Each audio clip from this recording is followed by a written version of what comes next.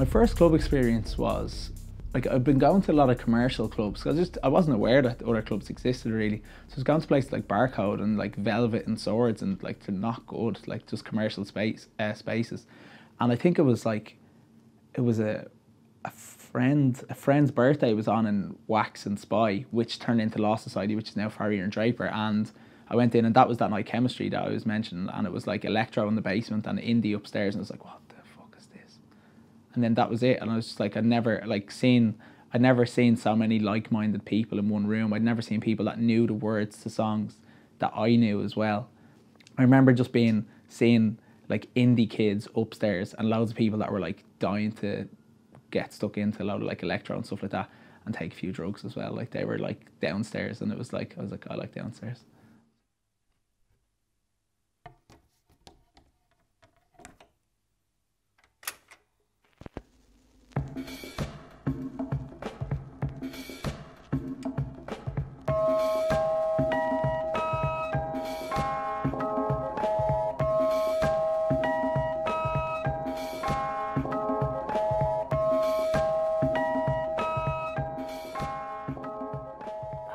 Embarrassed. Mine is yeah, probably like Wesley or else Coppers. So I probably learned what I didn't like about nightclubs in those venues. I was just with school friends, and primarily it was about getting drunk and smoking. It's kind of not really, it wasn't really about the music, unfortunately, at all. But yeah, I kind of learned what I don't like, which is really packed bars and clubs that cut like after 2 minutes of every song and leads into another one. So yeah, I think I like snuck into a rave in Galway when I was 17, and it was like lots of birds and furry boots. Oh yeah, it was great crack. Going to Strange Ways first on the Wednesday night in the Law Society. As I said, I used to go down there at like 9 o'clock sometimes and just help the lads bring the speakers up the stairs, just because I wanted to be part of it and help out and promoting it during the week and just getting people down, just because of the love of the music, and you know what I mean. That's what got me into it, and hearing the difference between the music and the bass culture, like the sound system culture, in comparison to like house and techno, and then the subcultures of people involved around them, and then, you know. So I ended my first club experiences were going to like Barcode, and you know, that was it. Like going in there, just waiting for like Prodigy song or a Chemical Brothers song to come on or something, dance around and just kind of hang out drinking there. I didn't know that there was another thing going on. And then eventually I found a place called The Hub, and just start going there, and it was like me and my friend just walked into a whole different world. We left everyone that we were hanging out with back in Barcode and stuff. It wasn't my buzz at all. And then we stepped in there, and it was just like everything up to then was so boring to me when I was going out. And then I walked in there, and there was just so many different kinds of people and so much going on. It was nuts. So that was my first kind of big whoa. I think neo-tribalism is what's actually happening in today's sort of social systems, if that is a good way of wording it. But a lot of it is sort of, like for me, I fundamentally believe that it is the smaller pockets of people that sort of can grow and into sort of slightly bigger things, but nothing major. Like I think, you know, but there is people that are so passionate about this sort of stuff, and they say, this is what I am. I fundamentally believe it is the most important. It's one of the things that people need more than anything, is to be a part of something.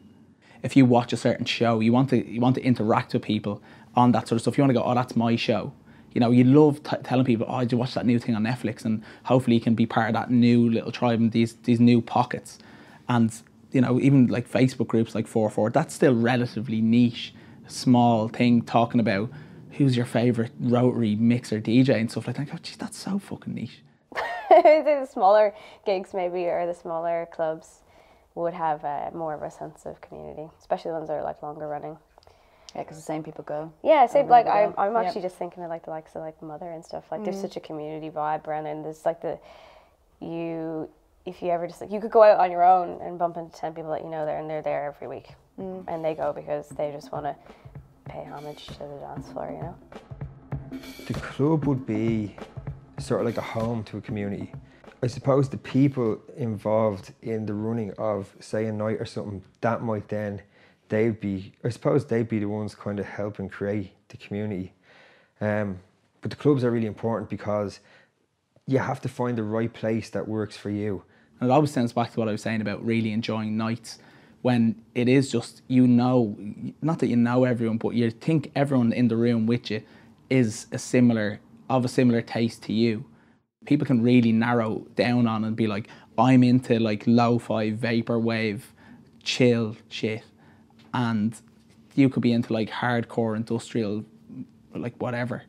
And then, but you can actually go out and find those people. You're not like on your own. You're not this person that needs to like have a pen pal or something like that. Or you can just go, I'm into this. I'm into Artifine events. They're like rock hard techno stuff. I'm into that. And then there's your pocket of people over there. You know, mass culture is so monotonized. So like I hate to say like sheeple, but like that's kind of what it feels like. And everything's just a replication of replicated, completely watered down. So I think a lot of people are getting a bit, I suppose they want something different. So these like niche communities are the best way, I think, to reach out to find your tribe, like to find the people who are have similar interests to you, whether it be like art, music, culture, fashion. So yeah, you're getting all these, like, because we just created a Facebook group, perfect time to plug it, called H&G Hustlers, and like we've found that creating like groups around you know, similar common interests or goals is a much more engaging way to stay in touch with our tribe, or stay, you know, keep communicating and engaging on a better level than just putting stuff out on our Facebook page. I think social media has impacted everyone's role in any venture. I like, it can't be stressed enough how different it actually was, even from going from Bebo to Facebook, and even early Facebook when compared to what it actually is now. Like, social media is the first place you go in the morning. It's the last place you'll go at night. It's where if something gets announced, you're not going on to Ticketmaster, you're not going on to these pages, you're going on to Facebook to see. And a lot of the time you're going to see what other people's reactions are, what your peer group's reaction is. So say Longitude got announced, a lot of people were delighted about it, a lot of people weren't delighted about it. Some people are quite good at it. The way that, like, there's certain forums like the 4-4 forum and stuff like that, that's really good, and it's formed a great little kind of subculture in the middle. And people, it's like the way they used to have threads years ago. Actually, they had something like that, but with the 4-4, when it's, because it's so much more there, and you know, people could learn about it quicker. It's got like something like 10,000 people there that are ready to have a discussion. You know, that's a community that are all interested in some way or another into electronic music. So it's nice that kind of stuff is there. I think, well, without it, we wouldn't exist, really. Yeah. I think initially social media was really helpful to all small businesses or all small collectives who wanted to put their work out there. Because when we started Little Green, we had 3,000 followers, and you put up one post and you'd get like 200 people liking it or commenting on it. But now, with the way it's changed with algorithms, you have to pay to play, really. So it has a lot of these communities, a lot of these collectives became very much dependent on social media, and now they have to pay. So if you don't have the money, it's very difficult, and I think it's starting to kind of hinder the environment a little bit. I think you need to be a little bit more creative and resourceful in how you connect with your community. So like that could be through mixes that you're publishing on other mediums or platforms and sharing through your Facebook, Twitter, Instagram, and maybe like blogs or websites, because there's no control on, there's different means of gathering traffic to those sites and informing your audience or your tribe about what is happening within that club community. But yeah, I think social media is kind of on its way out. Like, it's still extremely useful, but like it's very difficult to reach the same kind of audiences as before. I think social media is, for club culture in essence, is a positive and a negative, because I think you can get a lot of people trying to be like a lot of people, which isn't good. I think it's a lot harder for people to find their own tastes. I think it's very, very easy for DJs to become flavour of the month, and that's the only thing people are interested in. And then they go and and it's very hard for those DJs to come back. Yeah, like I suppose like every I think club maybe depending on what kind of music they play has their own like subgenre of culture or tribes of people that are attracted specifically by the type of music that's played there. So like for example like Burgoyne or Panorama Bar would attract a certain type of clientele or tribe of people. I think it's like a badge of honour. I think it's like you want to say what you are. So if you're a skinhead and you go to the Thomas House, that's what you do. If you're into, if you're into Sam Greenwood's techno and cans night, you're into, heavy techno, and that's the stuff, and you're like, fuck drum code and fuck all this and that, it's almost about who you're not as who you actually are. And I think that's the easiest way of doing it. You want to be around people that you think are like-minded. You want to be around people that you think have the same, interests and stuff like that as you. And if that means that you want to go and see Sam Paganini in District 8 and that's your thing, then that's your thing, and be proud of it. I think that's the main thing. It's like you want to be appreciated. You want to be seen as valuable, and you're not going to be seen as valuable if you're in a group of people that have totally different interests to you. And I think like a club space should be the place where you can actually do and be who you actually want to be. Dublin's so diverse and so multicultural now that I think it's a must. Like you have to be seen to be inclusive, and I think that's really important for us. I think there's a difference between inclusive though, but then there's also being niche. Like someone who's putting on techno doesn't necessarily, it's not inclusive for everybody. But this is what they do. Like I don't like when places just do a bit of everything just for the sake of it, because then it becomes kind of bit of a washdown. It's not really a like if District 8 start playing Taylor Swift. This isn't the dark ages anymore. This isn't shirts and shoes and stuff like that. People should be able to go out wearing what they're comfortable with. And sometimes I think the people that go out wearing what they're most comfortable in are the people you have the least to worry about. Like, why worry about someone if they want to wear fishnet tights and they're a bloke? Like, who cares? I heard an instance of a friend of mine who in the toilets of a club a few weeks ago, they were queuing in the girls' toilets, and she's transgender, and they start the woman who was working there start telling her to get out and stuff like this. But I think that made her feel really uncomfortable. I think people who are there, they start giving out back saying leave her alone. And afterwards, when it was brought up to the club, they apologised profusely and, offered like free dinner and drinks. They wanted to fix it straight away. So I can see how it could be really difficult for someone in that situation.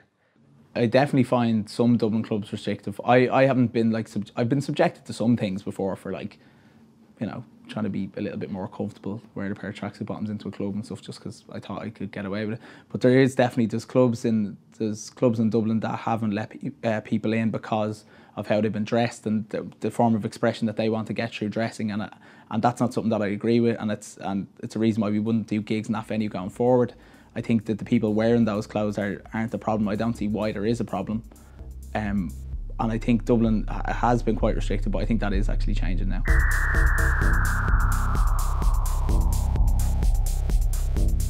Drugs in electronic community really impacted. Like, I think it'd be remiss of me to say otherwise. Like, I think there's a fundamental link between people going out to dance clubs, and not just dance clubs. The drugs are in every club. But I suppose they do play a big part in a club culture, and no one really wants to talk about it. And I do think that more people should be talking about it, because I think it's our obligation to be taking drugs responsibly. I'd say through ecstasy being a part of club culture, you see a lot of boundaries being broke down. So you might see people who, on a night out, if they were out drinking together and there was four of them there, like, you'd know they're going to cause trouble. They're going to have a fight with someone. Now, if you're in a club and then people are on ecstasy, it's like there's none of that feeling there. So yeah, I don't know what it is. That sense of unity is still there in the clubs, and it's something that we strive to have there as well. That sense that everybody feels safe, that everybody is, that's what it's about. You come in there and you can just be yourself. You can let your guard down. You can get lost, and no one is you're not going to get any hassle. You know what I mean? Yeah, it's like drugs are in every aspect of life. I don't think it's just dance culture. I don't think it's just club culture. I think it's every part of culture. And as soon as that's recognised, I think you'll see a different attitude towards it. What clubbing means to me is just total freedom. Just, that's it, like, complete, just forgetting everything, just having a buzz with everybody that's around you to the atmosphere that's there. That would be what it means to me. I think it's very important that people have spaces and events to go to at the end of the week, because we're all, or potentially they're working in jobs they don't love, and then they get to go and experience and be around people who are into the same things and enjoying the same things. Yeah, like, and even if it's not just pure escapism, just from a community point of view, just somewhere where they can hang out, and yeah, like, I think it's very important, you know. It's like, but I think they need to go somewhere where they're welcomed as well. You know, people need, I think this is a staple part of society and communities, is that term of expression and freedom, and even like on a dark dance floor, for you to be able to just close your eyes and have that release and just be free is like is amazing, like, you know. I think the Give Us Tonight campaign is amazing, and I really hope that it's picking up momentum, and I really hope that it keeps on gaining it. I'm going to support it fully as much as I possibly can. Give Us Tonight is an independent campaign group lobbying for a modernisation of our licensing laws, with particular regard to nighttime venues that play music. The problem with Dublin right now is that our opening hours and licensing laws aren't flexible in any shape or form. They don't suit most of the businesses that run at night, be it nightclubs or any of the associated services or businesses that operate at night. It doesn't suit most of them. And if you loosened the licensing laws and added more flexibility, you would see profits going up, you would see less problems on the street, and over time you would see this, and very quickly actually I believe, you would see this adding to tourism and more people wanting to come here. Treat people like adults, they act like adults. I think it's really frustrating how we're treated like absolute babies in this country. Nanny state. Yeah, and you give someone 3 hours to go out, they're going to go absolutely mental for those 3 hours, and hence why everybody drinks so much, fall out on the street, there's fucking fights and stuff. In comparison to when you go to Berlin, you go up, you don't have to queue to go to a bar. Everyone's kind of relaxed, they're chilled, they're going to be here for 12 hours. They don't need to get it all done like as quick as possible. Take everything as quick as possible. If the clubs are left the way they are now, the highest peak that they can reach is where they are. Whereas if we get longer opening hours, which we should as adults be able to have, then I can see the clubs developing even more, people being able to develop their personalities quicker, further, do you know what I mean? I think the more that you get to spend in that environment with different people, the more you can kind of discover yourself. Like, I mean, some people, like if you leave a club open until 6, 7, like everyone's not going to stay there. People will go home at 2, people will go home at 3, but when you're kicking everybody out at 3, you're telling them, okay, that's it, that's your night over, but it might not be. What are my hopes for the future of Dublin's club culture? I hope that, and I know actually, that when Hangar and District 8 are gone, that they'll be replaced by other spaces, and hopefully I want to see more smaller clubs actually open and do well. So there is a community here, like there's a huge community, so I think that when District 8 closes, you're just going to have a lot more ideas are going to start coming out. It's sad that it's gone, but at the same time, you know, new stuff will come from it. The community is there. I'd love seeing people come together for something that you don't need this bells and whistles, name and lights, big DJ. You just need a good sound system and a good space with good people. It sounds really simple, but that's genuinely what it is.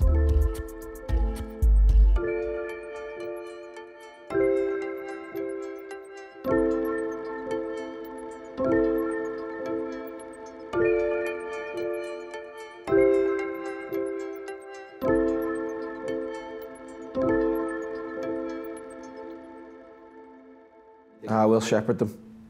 We'll shepherd the lost sheep. It'll be all right. It'll be all right.